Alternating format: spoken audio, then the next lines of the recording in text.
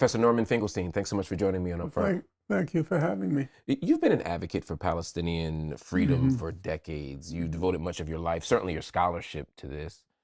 You're also the child of Holocaust survivors. Your parents were in the Warsaw ghettos during the uprising. They were both taken to concentration camps. Your father was even in the Auschwitz death march. How do experiences like this inform your work? Well, first of all, I came from a very political home. That was just a fluke of fate. Other people who survived, they weren't steeped in, immersed in, passionate about politics. My parents were. Actually, I'm not sure if this is the best way to begin the interview, but my parents had a very turbulent, tormented marriage. I think both of them never really recovered from what happened to them and what happened to their families on both sides. Every member of the family was exterminated. And so it was not a happy marriage. But I remember my mother once saying to me that for all the horrors of the marriage, we never disagreed on politics, meaning she and my father. And they had very strange politics by current standards. They were both fanatically pro-Soviet, pro-Russian, because they looked at the world through the lens of the Nazi Holocaust. And the Soviet Union defeated the Nazis. There's no question about that. 90% of the German troops, the army, they were fighting on the Eastern Front. My parents were fanatical Stalinists. Long after the Soviet Union had distanced itself from Stalin, the famous speech by Khrushchev in 1956, my parents would not brook any criticism of Stalin till their death, till their last days, their last breaths. And I think they were probably the only two Stalinists left in the world. It was very funny when let's say when I was in 7th grade, the teacher was Josh Abramson. And we were discussing World War II, and I didn't know better. I was defending Stalin and Russia and singing their praises. I remember the teacher, Mr. Abramson, he said that, you realize how many people Stalin killed? So what do I know in 7th grade? So I went home and I said to my mother, do you realize how many people Stalin killed? And she said, well, Stalin said that this generation is going to suffer, but the next generation will live better. Next day I go into school, raise my hand. Stalin said this generation will suffer, but the next generation will live better. So Mr. Abramson says, in other words, you're saying, Mr. Finkelstein, he did call us by our surnames. He said, in other words, Mr. Finkelstein, you're saying that the ends justify the means. Well, I didn't have a clue what that meant. But I went home and I said to my mother, in other words, Mom, you're saying the ends justify the means. And she said, well, in this case, yes. And I went back and I just repeated. I hadn't a clue what I was talking about, obviously. So you've been riling people up for years. Well, I wasn't intentionally doing it, but you understand that at that age, you're very influenced by your parents. Yeah. I remember in 6th grade, it was 1964, and it was the presidential election. It was between Lyndon Johnson and Barry Goldwater. And my parents were very, again, 64, before being anti-war was popular. They were very anti the Vietnam War. And I came to class one day and I raised my hand and I said, well, in my opinion, President Johnson is belligerent, okay? The teacher said, sit down, you don't even know what the word means. I think I've heard you say something like that in interviews before. I've been watching you on the internet lately. Let me ask you something, though, because you are a controversial voice, clearly since middle school. You're one Grade school, I'm correcting you. You're one of the leading scholars in the world on this topic, but you're also one of the most controversial ones. I mean, you've been called, quote, the foremost Jewish anti-Semite on planet Earth. Some people even call you a Holocaust denier. Why does your work generate these types of responses? I think it's a kind of paradox, to tell you the truth, because as you well know, my actual political opinions are very conventional and well within the mainstream. For example, long after the whole of the left went over to this notion of one state, I was still advocating 2 states. whereas the whole left was trying to anchor their thinking in things like settler colonialism and this and that. I was very firm in just repeating what international law said. I thought that was the best vocabulary to try to reach a broad audience. So the controversial part comes, I think, from there's a certain element of, I will say, fanaticism to me, which is I read everything and I'm ready to cite chapter and verse and everything. So I don't give my, so to speak, adversaries any wiggle room. There's not a kind of debate. No, I go in for the kill. Yes. You're lying. That's not true. That's false. And I am relentless. I know that. I'm relentless because I think it's a kind of ideological war. And I am relentless. I know that, but that's because I do the work. Have you lost faith in those in those reference points and those frameworks? I mean, I noticed you used past tense when you said, I held on to the two-state idea. I believed in international law. Do you now no longer have faith that those are effective frameworks for getting a practical outcome? Okay, those are two separate questions. Yeah. On the question of international law, obviously it moves very slowly, painfully slowly when people are being killed in the genocide. And so there's a certain degree of more than impatience. There's a degree of indignation. So, for example, on the car ride over here, I was reading the new International Court of Justice response to South Africa. And it goes on for about 12 pages. And they say, we have to first consider this point. We have to first consider that point. And we have to first consider this, that, and that. All right, come on, guys. Let's just cut to the chase. People are getting killed. People are dying of starvation. But on the other hand, I have to say there's a kind of, I don't know, I was kind of touched by the fact that at the end of the day, the law at a huge price for the people of Gaza, but the law seems to be kicking into place. And for example, right now as we speak, 31% of children under the age of 2 are facing acute malnutrition in the northern part of Gaza.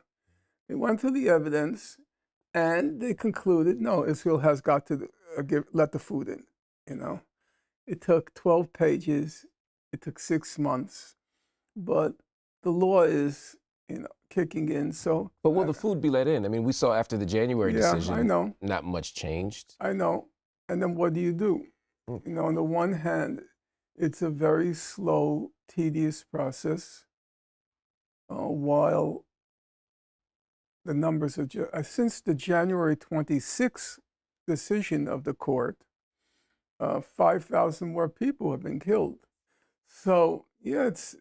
So then, why do you have any optimism that any of this matters? Particularly because I think about in 2020 when you actually stopped writing on Gaza, and you said you felt like the work you were doing was sort of, I think you said pointless and purposeless. Why is it less pointless and purposeless now when we see legal decisions coming out, international outrage, and yet Israel's still remaining fairly obstinate? I guess the simple answer is twofold. Number one, if you do nothing, you can be certain nothing will happen. So that's not an option. And the second thing is that you do see changes. I mean, it's not what you would want, obviously, but you do see change. The ICJ, first of all, the fact that South Africa went to bat for Palestine. Extraordinary. Not one Arab state. Not one Arab state. It took South Africa, The fact that the vote was 14-2. I said, this is impossible before the vote. I kept counting. I could only come up with 6 countries that would vote for. Wow. I would have bet every single dollar I owned that it was impossible that the U.S.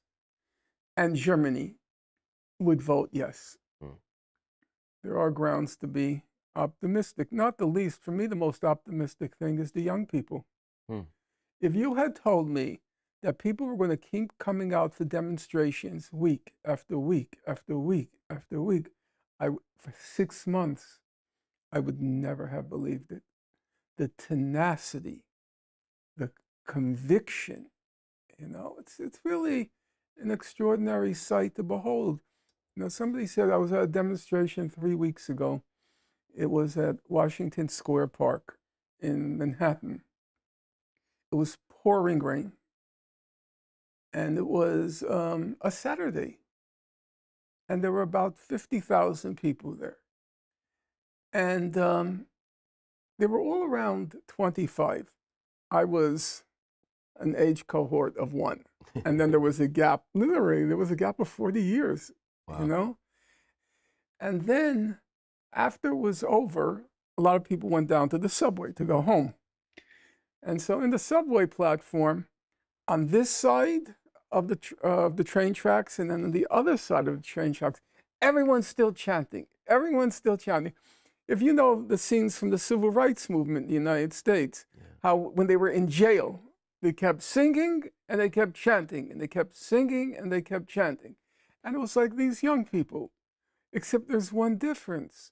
The people in the civil rights movement were fighting for their own rights. Right. These were young people fighting for Gaza. 2 million people in some ghetto way off in the Middle East. It's deeply inspiring. No, absolutely. So there's every reason on those grounds both to be proud of, the capacity of human sympathy and solidarity, but also on the grounds of being hopeful. One of the things you talked about was how arguments that were on the margins have shifted, at least to the mainstream, to be debated. They're now debatable. Correct. They're engageable. And they no longer can be shot down with you're an anti-Semite. Right. Those days are over. You made an argument recently that turned some heads, to be sure. You said that Hamas's October 7th attack was comparable in some ways to Nat Turner's slave revolt, a rebellion of enslaved Black Americans in Virginia that took place in 1831. You've also referred to Gaza frequently as a concentration camp. Those types of historical comparisons probably aren't in the mainstream yet. In fact, they offend some people, they outrage some people. Why do you make them? Well, the primary reason I make them is because I think they're true. Now, the Nat Turner Rebellion was replete with the most horrifying atrocities. The order Nat Turner, for those of you who don't know, because I don't know what your audience is, the United States had not a lot, but it had slave rebellions before the Civil War. And the best known one and the most famous one was the Nat Turner Rebellion. They killed about 60 people in the Nat Turner Rebellion. The order given by Nat Turner, according to the historians, the order was very straightforward. Kill all whites. That was the order. Kill all whites. And they proceeded to do just that. So when I read that, a light went on in my head, and I said, okay, now I have something roughly analogous to October 7th. So now my next challenge is, okay, so how do you render a judgment on the Nat Turner Rebellion?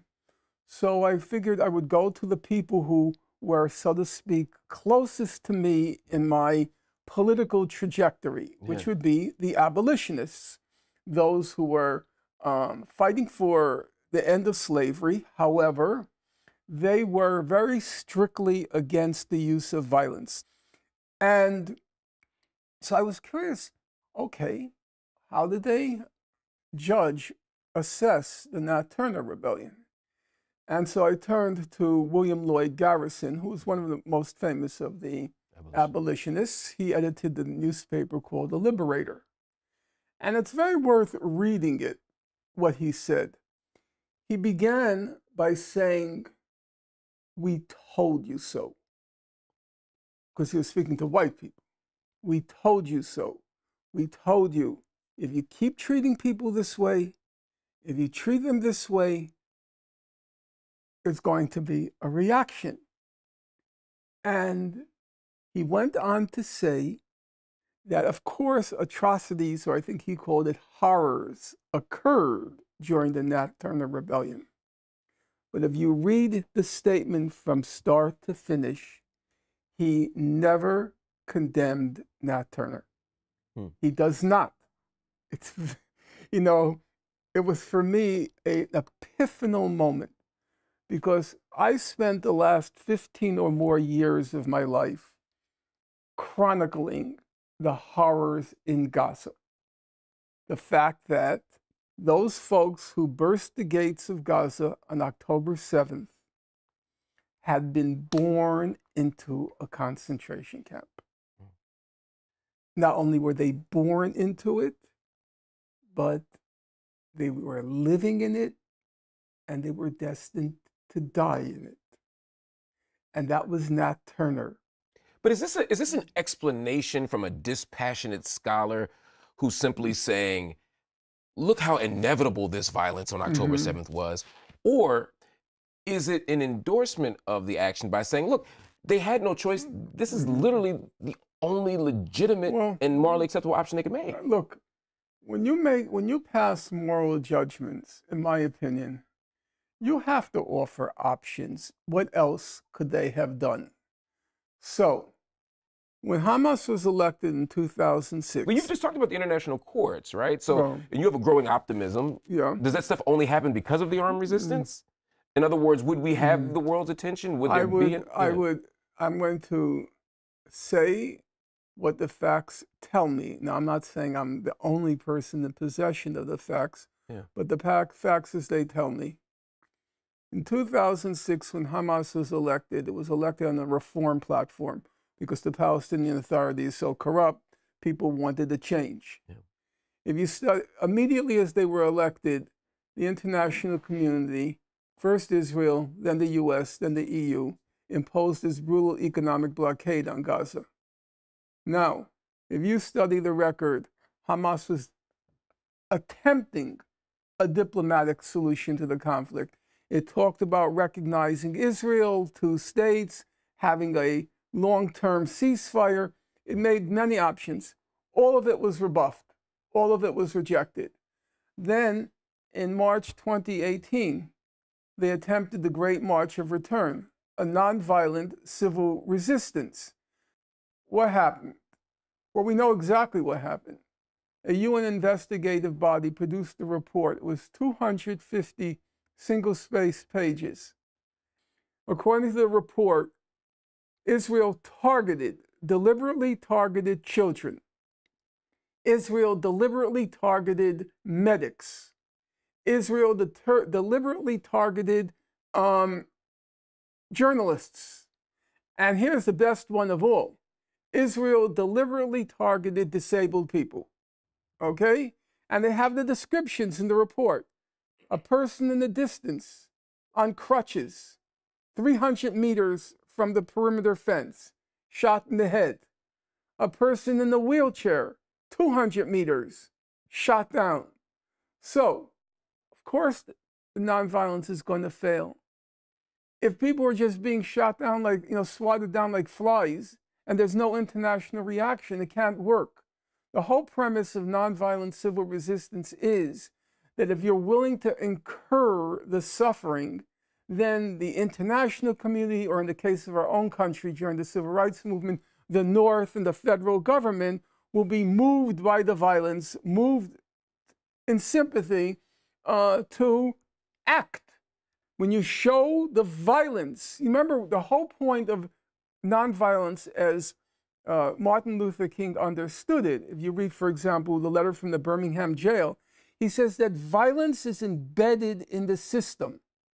And all we're doing is we're bringing it to the surface. They're dramatizing it and putting a spectacle on it. Exactly, in order to evoke sympathy. But does it work if everyone's white? The reason that's what I'm going to say. You answered, that's the point. It didn't work in Gaza. It didn't work. So now you're at the heart of the dilemma. If diplomacy didn't work, they tried. I'm not saying what they were saying was perfect. I'm not saying it wouldn't have required, intense negotiations to make it work, but there were steps taken by Hamas. That didn't work. Nonviolent civil resistance didn't work. And by the time you got to October 6th, it was clear that a deal was going to be made with the Saudis.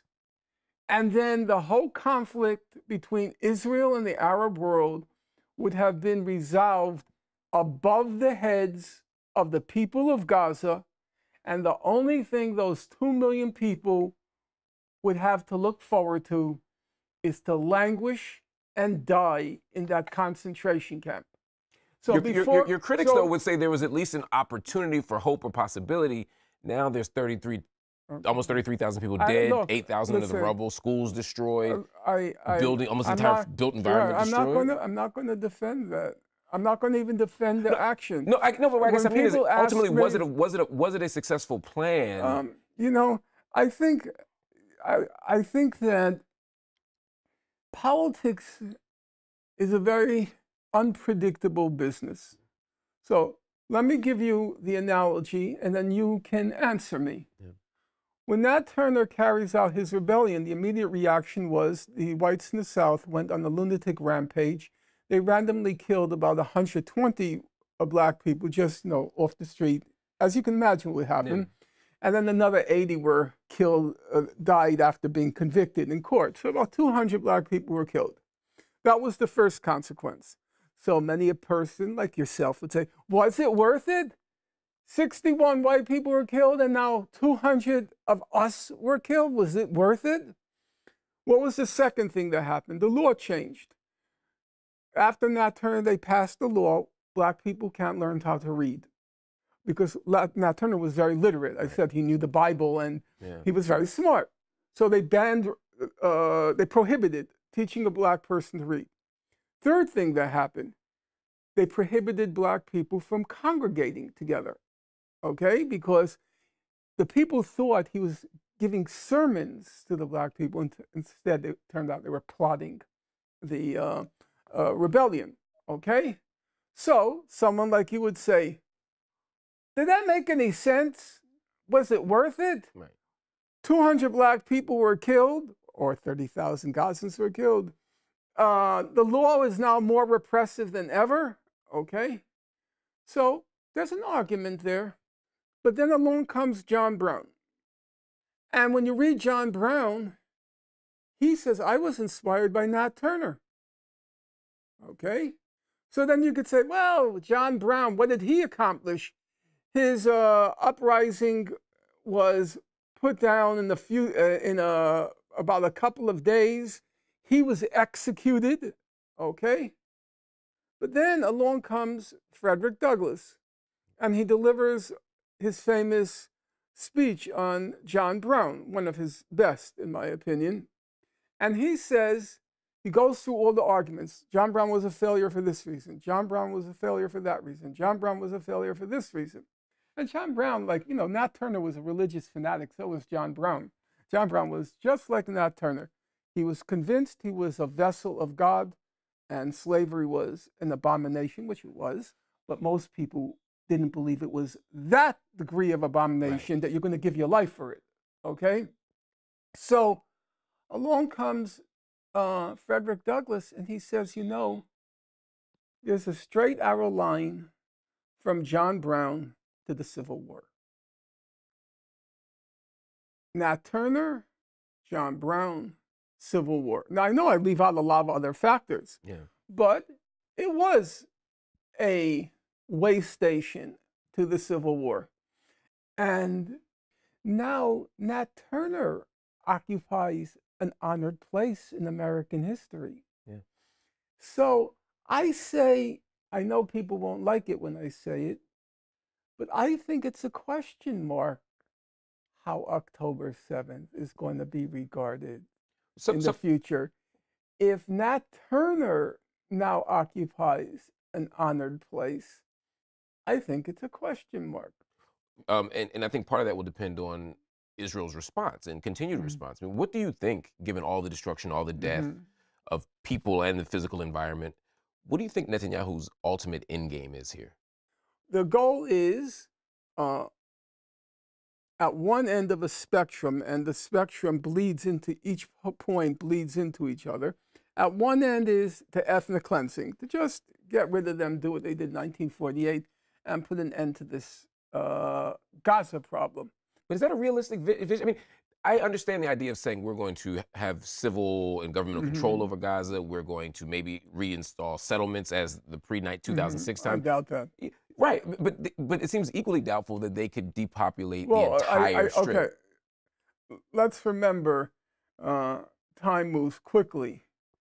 The first 2 weeks, it looked like, or they believed, that they were going to be able to expel the population to the Sinai. But at that point, Egypt made a firm decision. They're not coming in. Yeah. So one goal was the ethnic cleansing, but I agree with you. After 2 weeks, it seemed less plausible, though it still might happen. We don't know, the pressures that will be exerted on Sisi. Number two, the sort of middle position, was the one that was advocated by Giora Eiland, the former head of the National Security Council. He said, we'll give them two choices: stay and starve or leave. In other words, make Gaza uninhabitable. And then the extreme position was to just carry out, a destruction of Amalek, to just wipe out the population in a kind of unnuanced genocide. Yeah. So I think those are the three positions, and what will come of it. What do you think is most likely to come of it? What's most likely? I think because President Biden is having trouble with that a large part of that Democratic base, I think the Gallup poll showed that only 19% of Democrats supported what Israel is doing. Yeah. I think the pressures exerted by Biden will become unbearable for Israel. And in the United States. What is unbearable? Will it be another profiling courage like we saw at the Security Council where they just abstained? No, look, if the United States wanted to stop it, from day one, they could have stopped it. You just pick up the phone and say, no more veto, no more weapons, it's over. And it's over. There's no question about that. Is that possible as a practical matter, given this special relationship that the U.S. has had since the 60s? Well, it's possible. The question is the political will. And right now, President Biden is balancing the what they consider to be their security interests. Because, what happened on October 7th was a blow for the United States security also.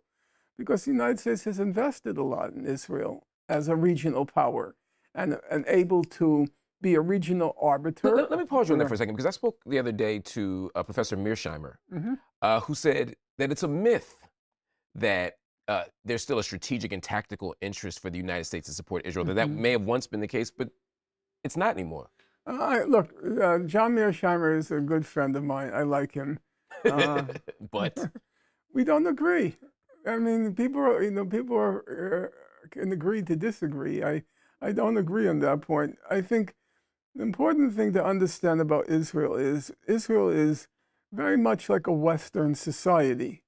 It has the same kind of bureaucracy, rationality, modern outlook that makes it very easy for the U.S. to communicate with Israel. And communication is not a trivial part. The security people, the intelligence people, they all have the same mental outlook.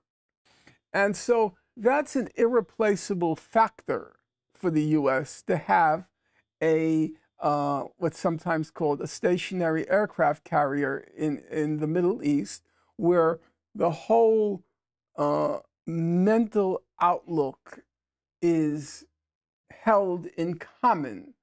Also, it's still by far the most militarily competent.